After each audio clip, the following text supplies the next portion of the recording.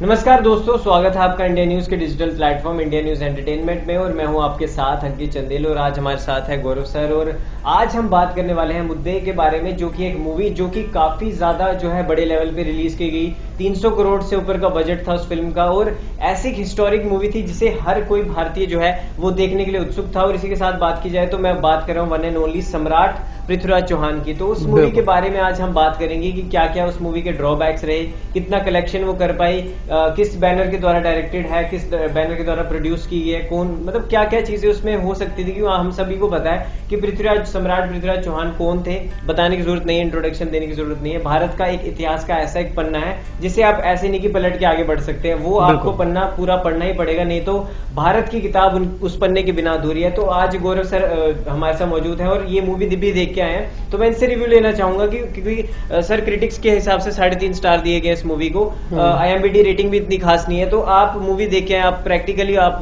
पूरा ऑब्जर्व करके आए, तो आप क्या कहना चाहेंगे सर? वेलकम सबसे पहले तो। हाँ, सबसे पहले तो अंकित मैं अपने ऑडियंस को ये बता दूं कि पृथ्वीराज, सम्राट पृथ्वीराज ये सिर्फ एक नाम नहीं है, इससे देश का इतिहास जुड़ा है, देश के गौरव है और आज भी देश में सम्मान से नाम लिया जाता है। बेशक सदियां गुजर गई, युग बदल गए, लेकिन सम्राट पृथ्वीराज को जब एक बच्चा पैदा होता है, वो नया नया स्कूल में एडमिशन लेता है, तो जो उसके एक मॉरल हीरोज पर उसे पढ़ाए जाते हैं क्लास 4th में, 5th में, 7th में, 8th में बड़े बड़े चैप्टर्स होते हैं, उसमें हमने दिखाया है कि सम्राट पृथ्वीराज क्या थे। तो एक बच्चे के दिमाग में एक इमेज बन जाती है कि ऐसे थे सम्राट पृथ्वीराज जी, जिन्होंने 7 साल की उम्र में शेर से लड़ाई करी, शेर को हरा दिया, जिन्होंने 23 बार मोहम्मद गौरी को लताड़ के भगा दिया जी। और उसकी पिक्चराइजेशन जब आप करते हैं तो जो एक इमेज बनी हुई होती है, आपको उस इमेज के बियॉन्ड जाना होता है जब आप उसे विजुलाइज करते हैं, पर्दे पर लेकर आते हैं। लेकिन सबसे बड़ी बात यह है, मुझे कहते हुए दुख हो रहा है कि फिल्म को उस तरीके से डायरेक्ट किया ही नहीं गया जी। या फिर कैरेक्टर को बहुत कमजोर तरीके से दिखाया, जैसे कि उससे अच्छा बढ़ा चढ़ा के उसे दिखा सकते थे। मैं ये नहीं कह रहा बढ़ा चढ़ा के, मेरे शब्द गलत हो सकते हैं, लेकिन उस कैरेक्टर का जस्टिफिकेशन होना चाहिए था, जो कि हो नहीं पाया। एक हाई लेवल पे चीजें जानी चाहिए थी, जैसे आप इतिहास की कोई और भी ऐतिहासिक फिल्में देखते हैं, आपने मणिकर्णिका को देखा, आपने पद्मावत देखा, तो उसमें जोधा अकबर को देखा, उसमें क्या था कि उन जितने भी कैरेक्टर्स थे जो हमारे नेशनल हीरोज रह चुके हैं, उन हीरोज को एक बहुत अच्छी तरीके से प्रेजेंट किया गया है। लेकिन सबसे पहली बात तो मैं ये भी कहूंगा अंकित कि कहीं ना कहीं कास्टिंग बहुत कमजोर रही। अक्षय कुमार को लेने का फैसला इसलिए भी गलत था। अक्षय कुमार एक कॉमेडी फेस है, अक्षय कुमार एक रोमांटिक फेस है, अक्षय कुमार की जो इमेज है लोगों के दिमाग में, वो एक प्ले बॉय जैसी सी है। सॉरी टू से मैं उन पे कोई ऐसा कमेंट नहीं कर रहा हूं, लेकिन एक हर एक का एक जॉनरे होता है, कोई किस जॉनर में फिट बैठता है। तो जो अक्षय कुमार है वो एक, अगर वो प्ले बॉय की एक्टिंग करे, वो कॉमेडी करे, वो वल्गर कॉमेडीज करे, तो वो अच्छे लगते हैं। लेकिन अक्षय कुमार को आप प्रेजेंट करें 25 साल की उम्र के सम्राट के रूप में, तो वो नहीं होता। उससे भी बहुत बेटर हमारे पास बहुत सारे ऑप्शंस थे। और कहीं ना कहीं ये भी कहा जा रहा है कि सर जब लोगों ने मूवी देखी कि जो 25 साल के पृथ्वीराज चौहान थे वो कहीं ना कहीं रिप्लेस कर ही नहीं पाए अक्षय कुमार। वहां पे उनका फेस सामने दिख रहा था कि वो उतनी एज के है नहीं, क्योंकि 25 साल का जो जवान लड़का होता है उसकी शक्ल अलग ही दिखती है, और जितना मेकअप वो चेहरे पे नूर होता है, वो जोश होता है, वो जज्बा होता है।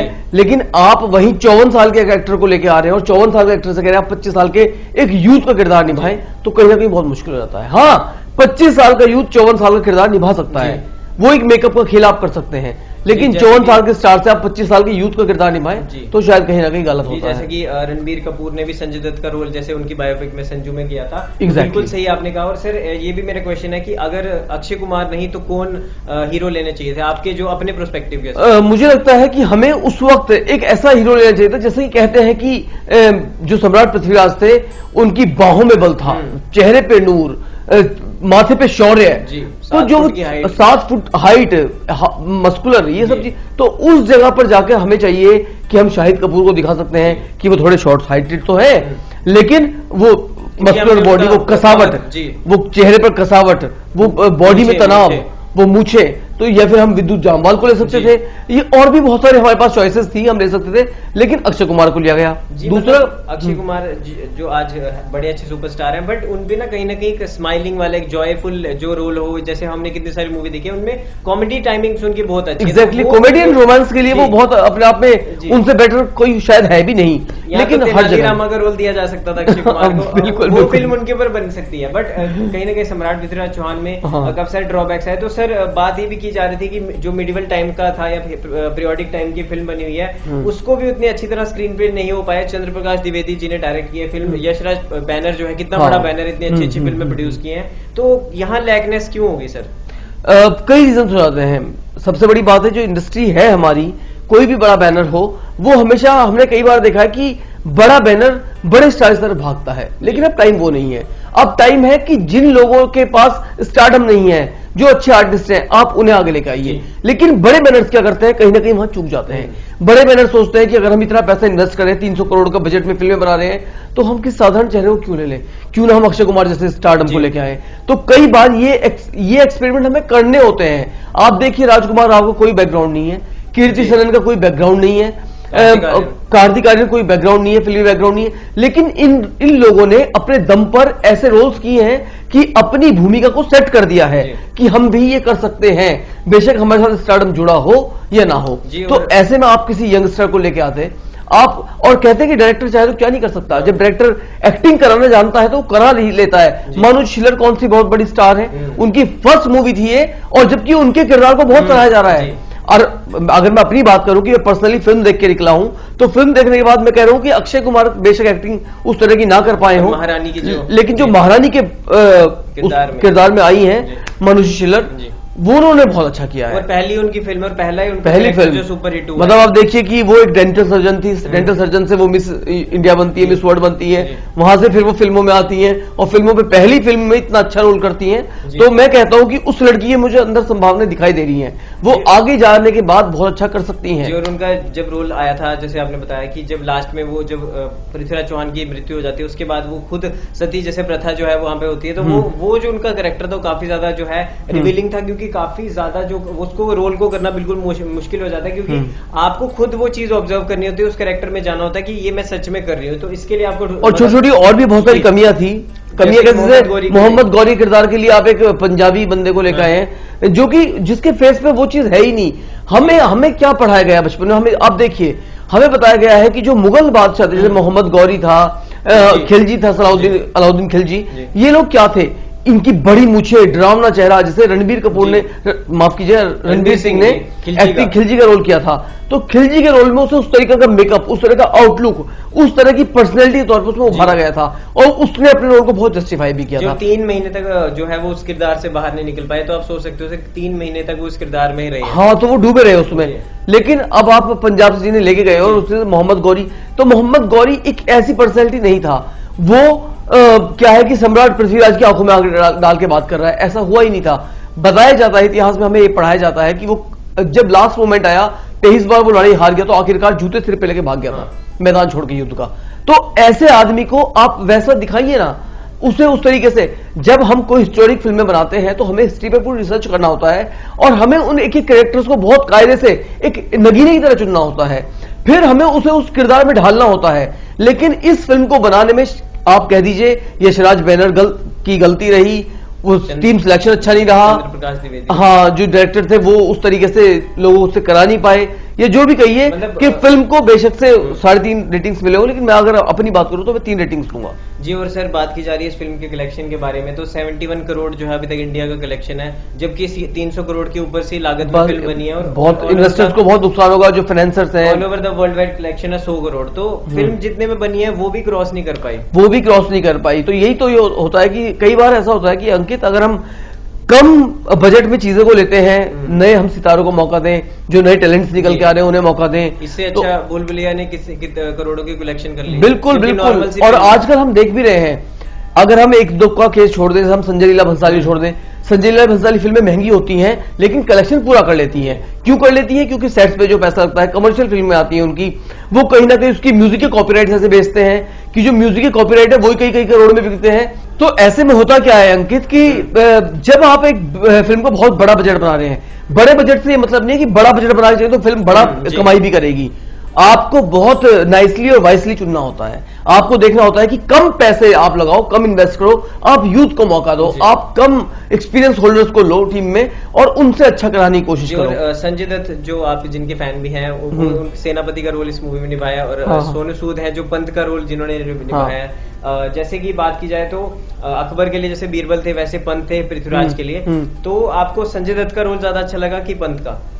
मुझे दोनों ही रोल्स इनके ठीक लगे हैं, मतलब मैं इनके बारे में ज्यादा कमेंट्स नहीं करूंगा, क्योंकि दोनों ने फिल्म को संभाला कहीं ना कहीं संजय दत्त के डायलॉग्स ने। उन्होंने संभाला भी है, मानुषी ने भी अपनी तरफ से पुश किया है कि ठीक है, वो जिस कैरेक्टर में थी उसे उसने अच्छी तरह निभाया है।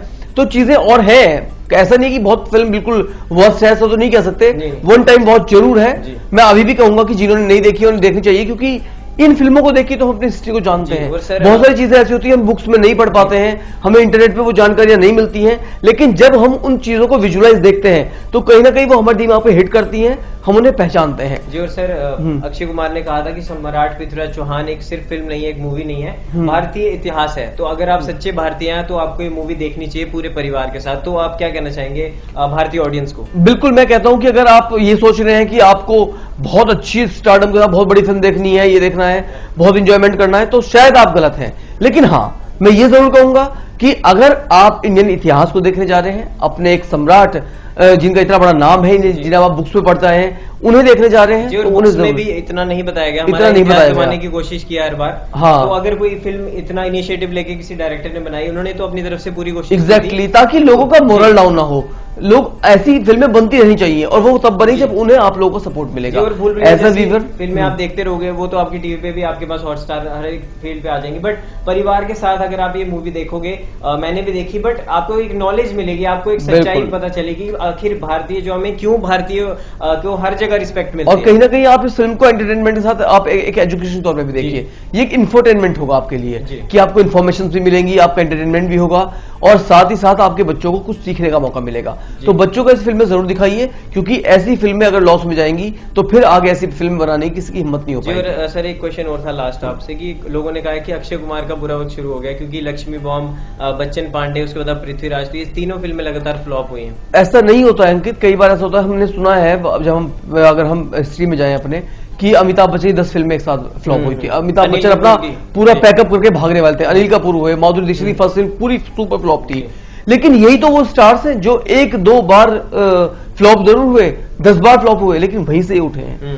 तो ऐसा नहीं था कि हो सकता है ये कोइंसिडेंट हो कि 3 फिल्में बैक टू बैक फ्लॉप गई हैं, लेकिन चौथी फिल्म में फिर अक्षय कुमार ऐसी बम्पर एंट्री मार जाए कि आप सबको भूल जाएं।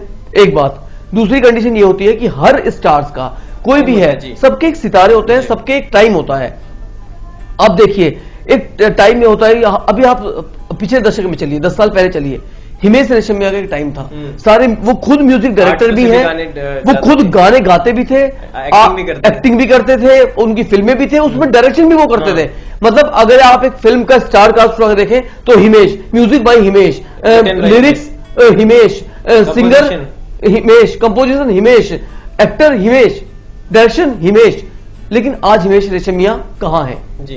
तो बात वो होती है कि लोग जो है कैरेक्टर को एक सीमित समय के लिए बचा पाते हैं जी। एक जरूरी नहीं है कि आप एक ही फेस को बार बार देखते रहे, आप कितना एक्सपेरिमेंट करेंगे।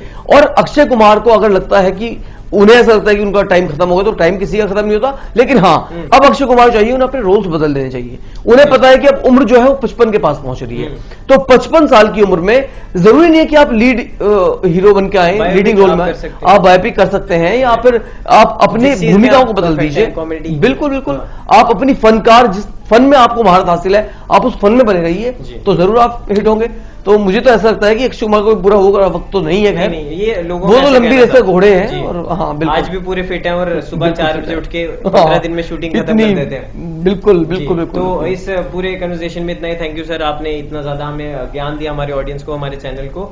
और एट द एंड आप सब्सक्राइब करने के लिए एक बार कह दीजिए, क्योंकि बड़ा शिकायत है हमारी इनसे। हाँ देखिए, आप लोगों के लिए हम हमेशा अच्छी अच्छी वीडियोस लेकर आते हैं, बहुत सारी इन्फॉर्मेशन देते हैं। हर वीडियो हमारी बहुत रिसर्च के साथ बनाई हुई होती है, और आप तक पहुंचाते हैं। तो हमेशा आपसे कहते हैं कि अगर कोई कमी रह गई तो दोस्तों कमेंट करके बताइए, ताकि आगे उस कमी को सुधारा जाए। लेकिन मेरी आपसे फिर एक विनम्र है, अपनी पूरी टीम की तरफ से आपसे हम लोग प्रे करते हैं कि हम लोग आपके लिए काम करते हैं, आप लोग थोड़ा ध्यान दें, हमारी वीडियो तो देखिए, वीडियो अच्छी लगती है तो लाइक करें, शेयर करें, और अगर अभी तक आपने इंडिया न्यूज एंटरटेनमेंट को सब्सक्राइब नहीं किया है तो फौरन सब्सक्राइब कर लें, क्योंकि एंटरटेनमेंट की पूरी टीम दिन रात लग के मेहनत करके आपके लिए ऐसी अच्छी वीडियोस बनाती है, और आप जरूर देखिए।